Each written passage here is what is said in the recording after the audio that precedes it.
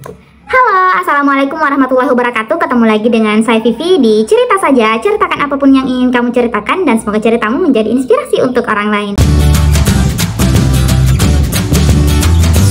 Oke teman-teman, kali ini saya akan bercerita tentang hal atau beberapa hal yang harusnya pada saat saya kuliah itu saya lakukan, tapi saya baru sadari kenapa saya tidak melakukan itu setelah saya lulus kuliah. Hal yang saya ceritakan pada hari ini bisa jadi cuma sebatas curhat, tapi bisa jadi menjadi motivasi untuk teman-teman atau gambaran untuk teman-teman. Oh, harusnya saya lakukan ini pada saat mahasiswa, jangan tunggu lulus dulu, seperti itu. Jadi ini pengalaman saya yang saya harap semoga menjadi bahan pertimbangan kepada teman-teman untuk misalnya tidak sampai ke posisi saya sekarang baru mengatakan kenapa ya pada saat saya kuliah saya tidak lakukan itu. Nah, mari kita lihat apa saja itu. Yang pertama adalah mengumpulkan cuan. Pada saat saya menjadi mahasiswa dulu itu saya benar-benar fokus, benar-benar belajar, ikut organisasi, hanya sebatas itu saja. Padahal sebenarnya kalau saya pikir-pikir sekarang, dulu saya juga punya waktu yang harusnya saya gunakan untuk mencari cuan. Kenapa? Karena saya juga lihat beberapa rekan-rekan saya atau teman-teman saya pada saat itu, teman organisasi saya atau teman-teman sibuknya saya yang juga sibuk di kuliah, juga sibuk di organisasi, dia juga tetap mendapatkan tambahan cuan. Nah, beberapa proses penambahan cuan yang bisa teman-teman lakukan pada saat kuliah itu bisa seperti menjadi guru privat. Misalnya kan kita di jurusan statistika, khususnya saya bisa menjadi privat matematika, privat Excel, seperti itu banyak. Nah, itu baru saya sadari teman-teman pada saat sudah saya lulus. Pada saat itu pandemi awal, saya baru sadari, oh ternyata saya bisa mengajar ya, oh saya bisa mengajar ini ya, oh ternyata saya bisa mengajar ini ya. Karena pada saat itu memang pikiran saya baru terbuka bahwa saya sudah harus mencari cuan.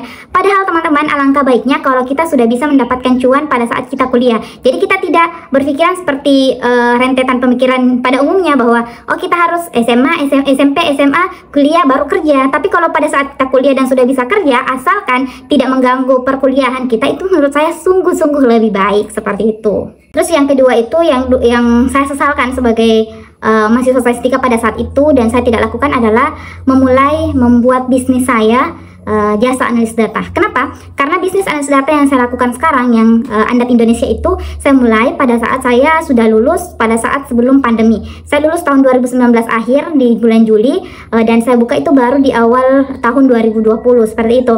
Nah, sebenarnya saya sadari hal itu bisa saya mulai lebih awal. Tapi apa pemikiran saya waktu saya kuliah? Saya belum wajib untuk cari uang, saya belum pede dan sebagainya untuk menjadi data analis atau membantu konsultasi datanya teman-teman mahasiswa lain karena saya mahasiswa.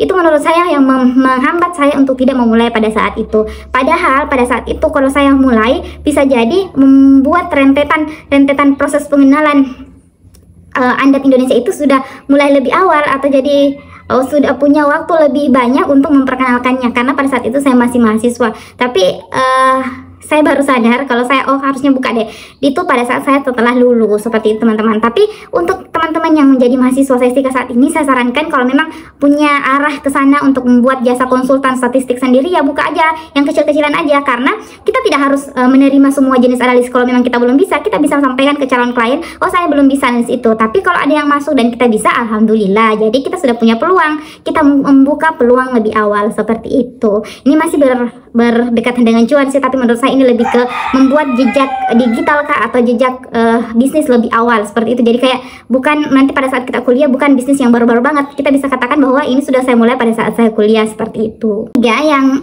saya baru sadari ternyata itu penting adalah mengikuti dan merekap proyek-proyek yang saya lakukan pada saat kuliah, karena ternyata pada saat kita sudah lulus beberapa hal itu akan ditanyakan dan kita harusnya mempunyai bukti pada saat itu bahwa kita pernah seperti ini, kita pernah seperti ini.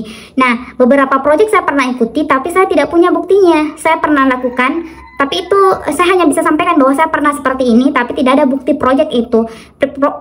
Bukti proyek yang saya sudah lakukan yang mungkin saja itu bisa menjadi penolong kita pada saat kita menjadi melakukan proses pelamaran kerja di suatu tempat, karena kita punya rentetan proyek proyek dan tercatat dengan rapi bahwa kita pernah melakukan ini, hasilnya ini, di tanggal ini, dilaksanakan bareng ini dan sebagainya. Seperti itu, semacam portofolio lah, apa yang pernah kita lakukan pada saat kita kuliah.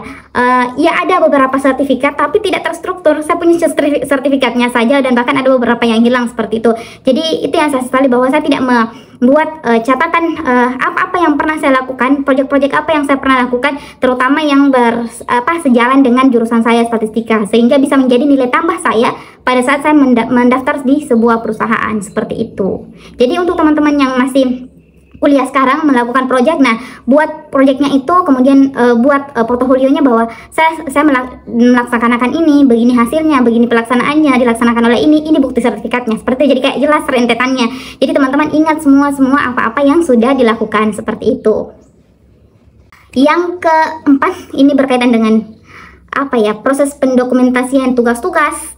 Beberapa tugas-tugas saya itu sudah tidak ada filenya karena hilang, karena proses penyimpanan file saya yang salah. Pada saat itu saya hanya simpan di laptop saya yang lambat, bisa saja sedikit potensi untuk hilangnya itu besar, karena pada saat laptop saya hilang, harddisknya belum sempat saya ambil. Nah, habis deh semua rekam jejak tugas-tugas yang pernah saya lakukan. Jadi kalau saya sarannya untuk teman-teman yang menjadi mahasiswa saat ini bisa menggunakan penyimpanan online, misalnya seperti Google Drive untuk penyimpanan file-file tugasnya kah, skripsinya kah, atau jurnal-jurnal yang sudah dibuat, atau review-review jurnal yang pernah dibuat, ataupun dokumentasi tugas, penurunan rumus dan lain, itu bisa disimpan di aplikasi penyimpanan online seperti Google Drive, seperti itu, supaya pada saat nanti misalnya teman-teman mau lanjut kuliah atau pada saat punya klien mau analisis data seperti ini manual, nah bisa teman-teman lihat kembali, bukan mencari lebih awal lagi atau belajar dari awal lagi seperti itu, karena kekuatan otak kita kan punya batasnya. Jadi kalau kita punya dokumennya, kita bisa lihat lagi, kita bisa refresh lagi seperti itu.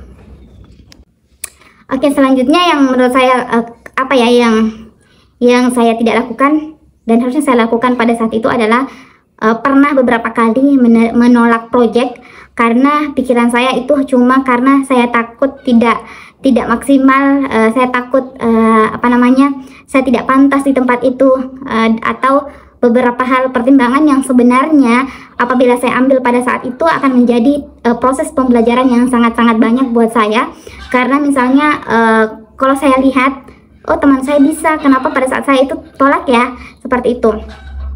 Itu karena di diri saya lebih banyak yang mengatakan saya tidak bisa, padahal sebenarnya saya belum coba.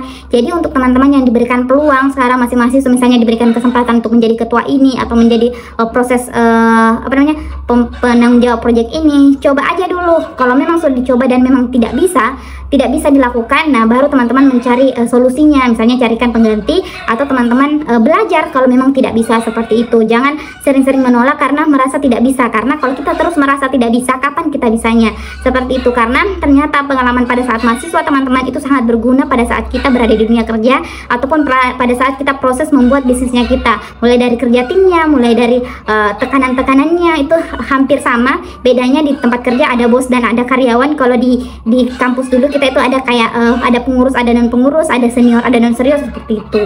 Jadi saya sarankan ya jangan banyak-banyak menolak, banyak-banyak menerima, tapi tetap pertimbangannya itu yang paling-paling, bukan pertimbangannya hanya mengatakan tidak bisa, tapi pertimbangannya itu dengan beberapa kegiatan lainnya saja, seperti itu. Atau izin orang tua ya, bisa jadi teman-teman menolak karena izin orang tua. Intinya jangan menolak karena pikirannya itu hanya berpikir, oh saya tidak bisa. Coba aja dulu, karena kata tidak bisa diubah dengan belajar. Oke, cukup itu saja. Jangan lupa like, komentar yang membangun, dan berikan komentar yang membangun dan bagikan ke teman-temannya. Semoga teman-teman terinspirasi karena video ini. Jangan lupa subscribe dan nyalakan loncengnya supaya teman-teman mendapat notifikasi pada saat kami mengupload video baru. Sampai jumpa di cerita selanjutnya.